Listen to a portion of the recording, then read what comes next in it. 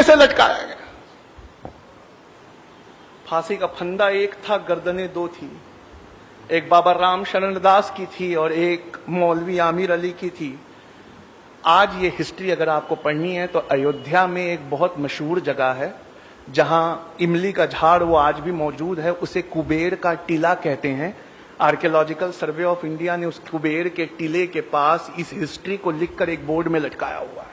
हरियाणा में एक जगह है हांसी, वहां की हिस्ट्री है कि यहां पर दो दोस्त रहा करते थे, एक का नाम था हुकुमचंद जैन और एक का नाम मुनीर बेग था।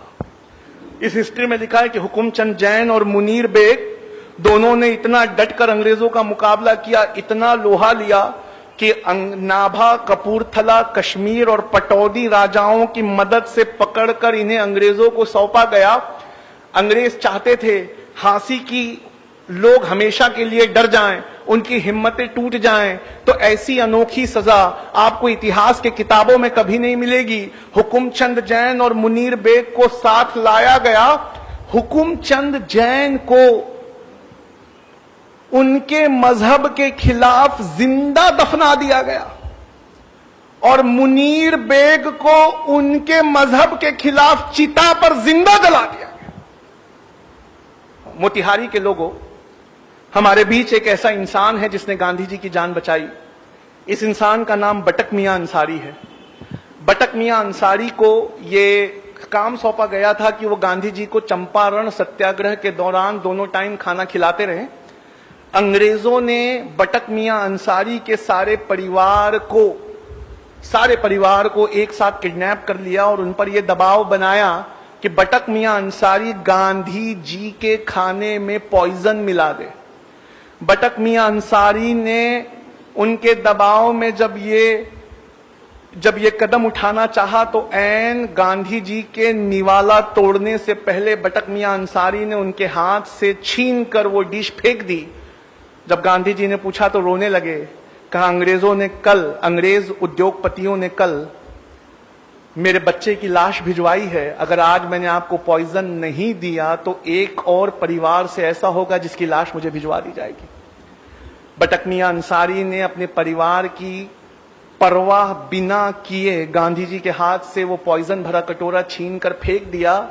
ऐ मोतिहारी के लोगों, मैं उस वक्त वहां मौजूद था और मैं आज आपके बीच राष्ट्रपति बनकर आया हूं और गांधी जी की जान बचाने वाले इस बटक मियां अंसारी को उसके एवज में 50 एकड़ जमीन मोतिहारी में देना चाहता हूं। ये जिसकी स्पीच का टुकड़ा है वो हमारे भारत के पहले राष्ट्रपति बाबू राजेंद्र प्रसाद थे, जिन्होंने 1950 में बटक मियां अंसारी को जमीन का 50 एकड़ का टुकड़ा देना चाहा। बटक मियां अंसारी को वो 50 एकड़ जमीन कब अलॉट की गई तो लिखा है 1957 लग गए जमीन को अलॉट करते करते, तब तक बटक मियां अंसारी इस दुनिया में नहीं रहे। मपीला ये वर्ड है केरला के मुसलमानों के लिए। आप ये जानते हैं कि मुसलमान इन्होंने इंडिया में दाखिल अफगानिस्तान की साइड से नहीं हुए। अब रिसर्च ने ये साबित कर दिया है कि पहले मुसलमान केरला में आए थे और इंडिया की सबसे पुरानी मस्जिद जब भी आप विकिपीडिया पे टाइप करेंगे तो वो केरला में मिलेगी, अफगानिस्तान में नहीं मिलेगी। केरला के इन मुसलमानों को मपीला मुसलमान कहा जाता है। मपीला मुसलमान, इन मपीला मुसलमानों ने गांधी जी के असहयोग आंदोलन में बहुत बढ़ चढ़ के हिस्सा लिया। गांधी जी के असहयोग आंदोलन में हिस्सा लेने के बाद अंग्रेजों ने इन्हें बहुत जोर से कुचला, इतने जोर से कुचला कि क्या आप में से कोई बता सकता है जलियांवाला बाग में जनरल डायर की गोलियों से मरने वाले लोग कितने थे? 379। जलियांवाला बाग आता है, आज भी ये नाम आता है तो क्या आप इज्जत से हाथ बांधकर खड़े नहीं हो जाते? 379 निहत्थे औरतें, बच्चों और बूढ़ों पे गोलियां चलाई गई थी जलियांवाला बाग में।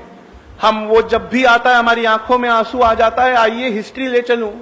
लिखने वाले ऑथर ऐसे हैं जिनकी हिस्ट्री की किताबें कैम्ब्रिज और ऑक्सफोर्ड में पढ़ाई जाती हैं। नाम बिपिन चंद्रा है, चैप्टर है 17th चैप्टर, उसका नाम ही मपीला रेबेलियन है। मपीला रेबेलियन में लिखते हैं कि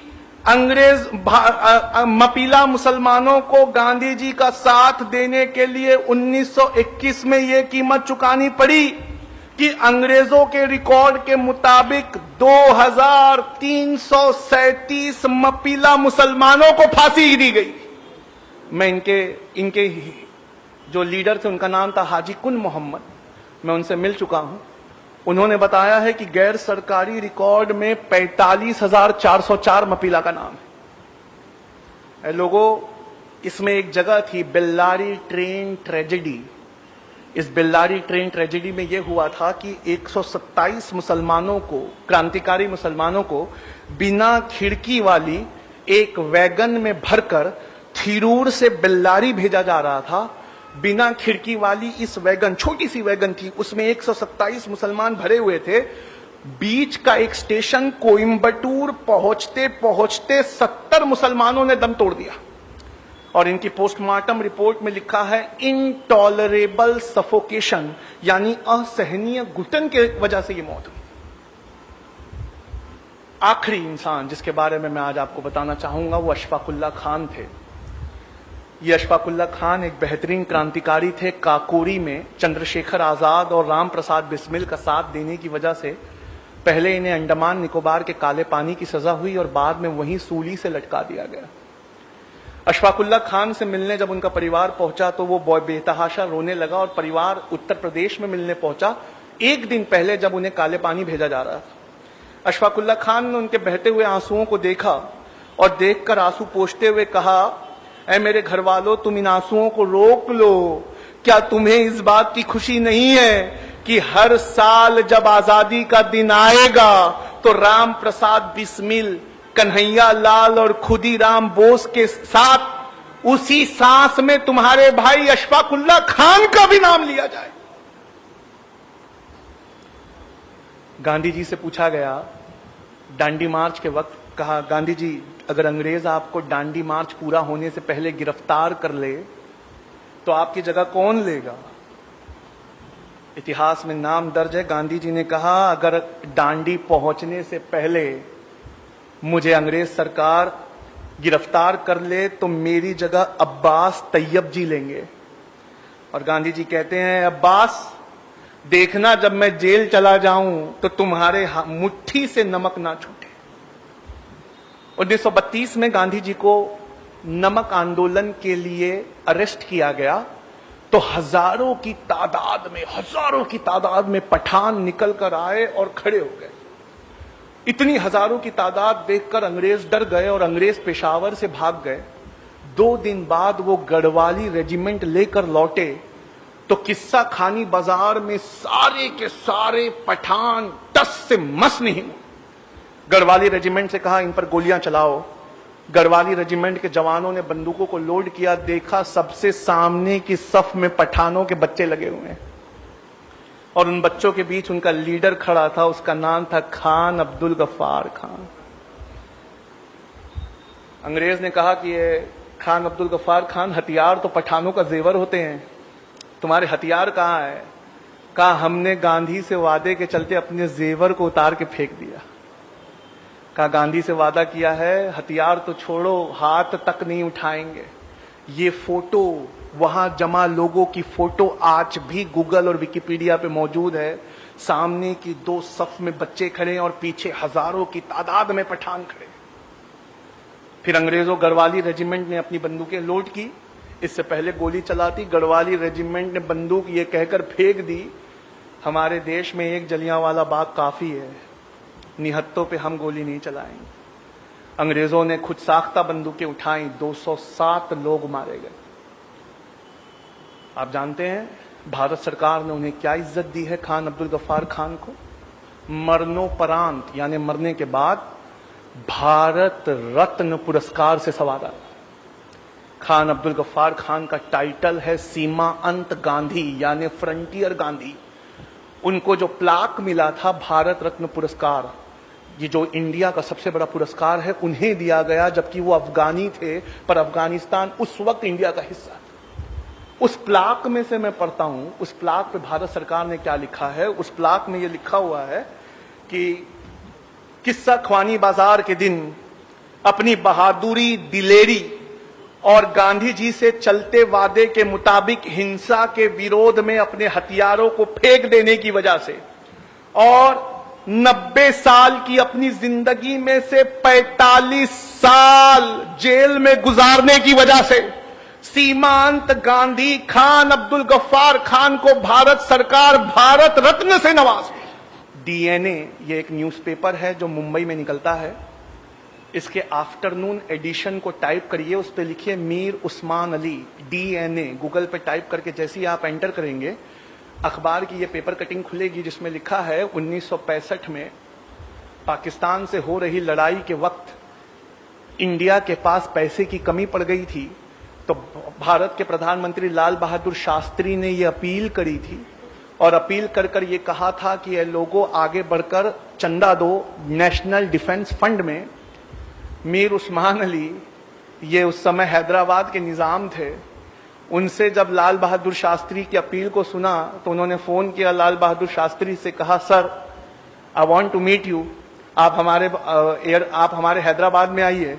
कहा देखते नहीं, वार चल रहा है। कहा सर उसी के जिम्मन में मिलना है, मेरे पास फोटो मौजूद है, आप असरा के व्हाट्सएप ग्रुप से जुड़िए, मैं आपको वो फोटो फॉरवर्ड करता हूं। लाल बहादुर शास्त्री हाथ मिलाते हुए मीर उस्मान अली से, क्या आप जानते हैं 1965 में पाकिस्तान के खिलाफ लड़ाई के लिए इंडिया के इतिहास का सबसे बड़ा चंदा दिया गया था। 2015 तक वो रिकॉर्ड टूटा नहीं है। इंडिया का सबसे बड़ा चंदा मीर उस्मान अली ने 5000 किलो सोना दिया था। 5 टन सोना लाल बहादुर शास्त्री के हवाई जहाज में बेगम पेठ एयरपोर्ट हैदराबाद में लादते हुए फोटो डीएनए अखबार ने छापी है और इस रिपोर्ट को अप्रैल की 13 तारीख 2015 को द हिंदू नेशनल अखबार है, उसने फ्रंट पेज पर इस हेडिंग के साथ छापा है, close fist open handed Mir Usman Ali. 5 ton यानी 5000 किलो सोना, ये वो चंदा है जिस चंदे को आज तक किसी ने क्रॉस नहीं किया। ये इस देश की हिफाजत के लिए दिया है। लोगों पढ़ लो, अगर नहीं पढ़ोगे तो कभी नहीं जान पाओगे कि जय हिंद ये नारा लिखने वाला आंध्र प्रदेश के एक मुसलमान थे, उनका नाम मोइनुद्दीन हसन हक था। लोगों पढ़ लो, नहीं पढ़ोगे तो कभी नहीं समझ पाओगे कि जिस प्लेन क्रैश में नेताजी सुभाष चंद्र बोस मारे गए उनके साथ मरने वाले कर्नल हबीबुर रहमान थे। लोगों पढ़ लो, अगर नहीं पढ़ोगे तो कभी नहीं जान पाओगे कि तुम्हारे बुजुर्गों ने क्या क्या इतिहास में लुटाया है। किसी और की कोई गलती नहीं है, उल्टा मुसलमान कौम को हिंदू कौम का कर्जदार होना चाहिए कि हमारी हिस्ट्री को उन्होंने किताबों में बचा कर रखा। हमने अपनी हिस्ट्री के लिए कुछ नहीं किया। वक्त काफी हो चुका है, मैं इस बात को अपनी यहीं खत्म करता हूं और प्रोग्राम के बाद मैं घर नहीं जाने वाला, मैं यहीं बैठा हूं। आप आके मुझसे ये सबूत देख सकते हैं। वमा अलैना इल्लल बलाग। बहुत शुक्रिया।